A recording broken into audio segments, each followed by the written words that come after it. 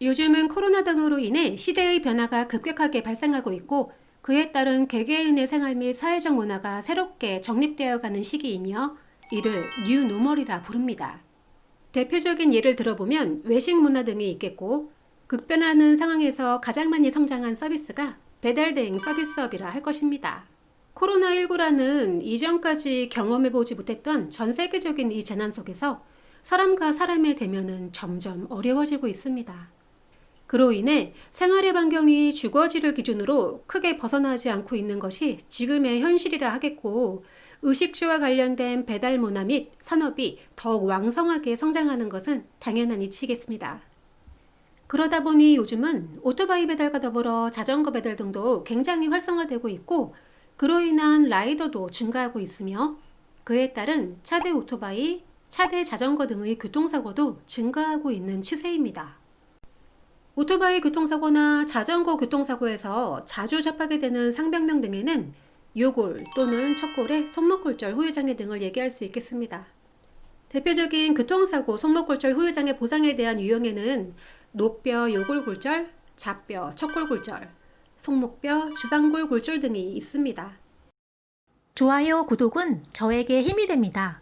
좋아요, 구독 부탁드릴게요. 손목골절 등의 발생 유형을 간단하게 살펴보면 자동차에 충격된 오토바이 운전자나 자전거 운전자가 넘어지면서 도로를 짚거나 주변 환경의 경계석 또는 물체들의 물리적인 충돌 및 가격에 의해 발생하는 것을 알 수 있겠고 교통사고 이외에서는 미끄러짐 낙상사고 등으로 넘어질 때 바닥을 급격하게 손을 짚어 체중 및 하중에 의하여 발생하게 됩니다. 가해자가 있고 신체 손해에 대한 배상을 받기 위한 손해액 산정에는 노동능력 상실률이 우선적으로 결정되어야 하며 손목골절 후유장애 보상 부분도 이와 동일하다 하겠습니다. 손목에 발생한 진단명이 척골이나 요골 원위부 골절, 손목에 주상골 골절 등이 발생하였다면 노동능력의 감소는 당연히 발생할 것이고 다친 정도 및 예후에 따라서 영구적 또는 한시적인지도 감정의 대상이라 할 것입니다. 특히 손목골절이 요골 원위부 관절면 분쇄골절에 해당하는 경우 적절한 수술과 충분한 재활 치료가 이루어졌다 하여도 시간이 꽤 지난 뒤 장내에 손목관절, 관절염을 발생시킬 수도 있겠습니다. 관절의 분쇄골절 등으로 적절한 치료가 이행되거나 또는 그러하지 못하여 관절염이 발생한 경우와 더불어 관절 치안수를 시행받은 경우에는 영구적 노동능력 상실률이 대부분 인정된다 할 것이고 단순히 손목 중 요골골절, 척골골절, 주상골골절 등으로 수술 치료를 받은 후 재활 치료가 적절히 적용된다면 대체로 한시장에 1에서 5년이 인정되고 있음을 실무적 사례에서 접하게 됩니다.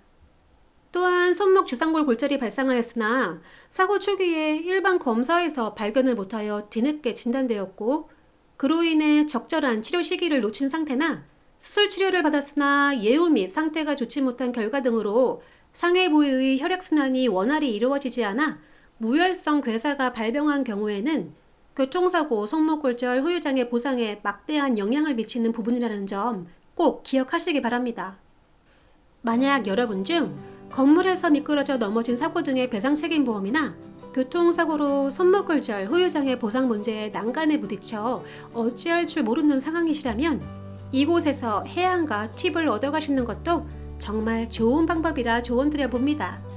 오늘도 시청해주신 여러분 감사합니다. 다음번에 또 만나요.